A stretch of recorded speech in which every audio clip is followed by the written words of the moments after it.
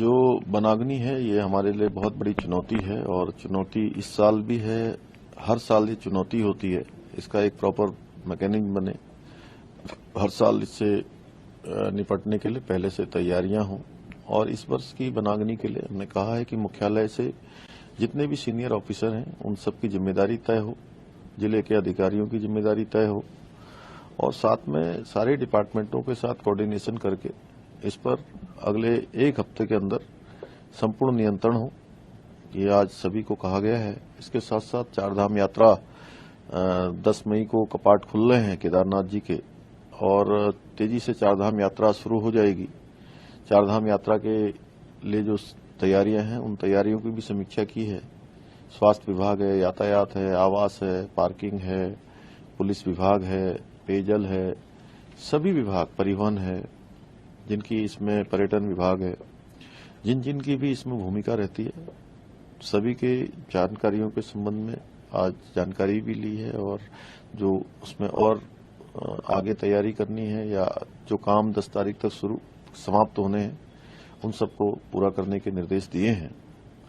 इसके साथ पेयजल, चूंकि पहाड़ों में आजकल पेयजल की भी किल्लत होती है, कहीं पर टैंकर लगाने हैं, घोड़े खच्चरों से व्यवस्था करनी है, सड़कें खुदी हुई हैं, पाइप लीकेज हैं या जल संचय, जल संरक्षण, दोनों इस पर सभी पर भविष्य में और अच्छी रणनीति बनाकर एक विजन के अनुरूप काम करना है। उसके लिए भी आज जरूरी जो दिशा निर्देश हैं वो किए गए हैं।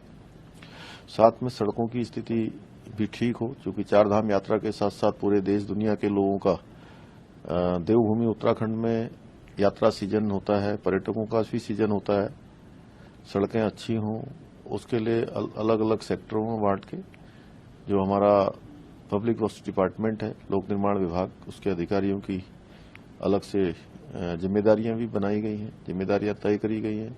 आपदा प्रबंधन जो कि एक बड़ा विषय है और अतिवृष्टि है, भूस्खलन है, तमाम प्रकार की जो आपदाएं हमारे को हर साल जिनका सामना करना पड़ता है उसकी तैयारियों के लिए भी कहा है। साथ में पेयजल और बिजली दोनों एक दूसरे से परस्पर जुड़े हुए विभाग हैं।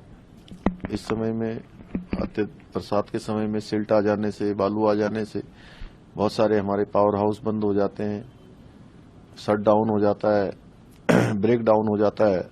उसके लिए तैयारियां और प्रॉपर इस गर्मी के सीजन में बिजली की व्यवस्था बनी रहे, उसको व्यवस्थित तरीके से चलाना है, उस पर चर्चा की है।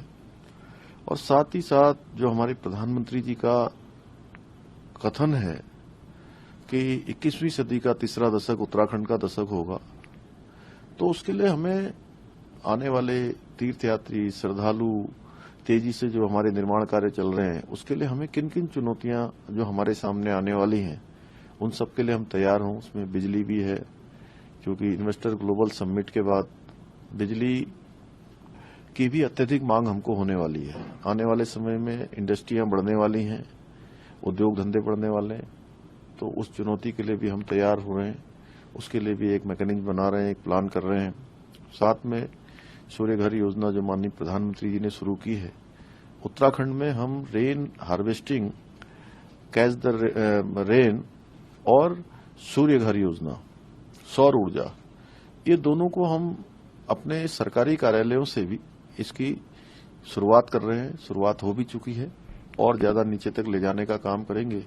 सौर ऊर्जा के लिए अतिरिक्त रूप से इस बार बजट में 100 करोड़ रुपए की धनराशि का भी हमने प्रावधान किया है, जिससे कि आने वाले समय में जो बिजली की हमारी मांग है, बिजली की जो जरूरत है, एक बड़ी मांग हमारी सौर ऊर्जा से पूरी हो जाए। तो ऐसे तमाम जो बातें हैं, तमाम जो हमारी जरूरतें हैं या चुनौतियां हैं या जो हमारे समय की जरूरत है, आने वाले समय में जो हमको करना है, उन सब पर ठीक से चर्चा की गई है। अगर आप ये वीडियो YouTube पर देख रहे हैं तो हमारे चैनल को सब्सक्राइब करें और बेल आइकन को दबाना ना भूलें। अगर आप Facebook पर ये वीडियो देख रहे हैं तो हमारे पेज को लाइक करें।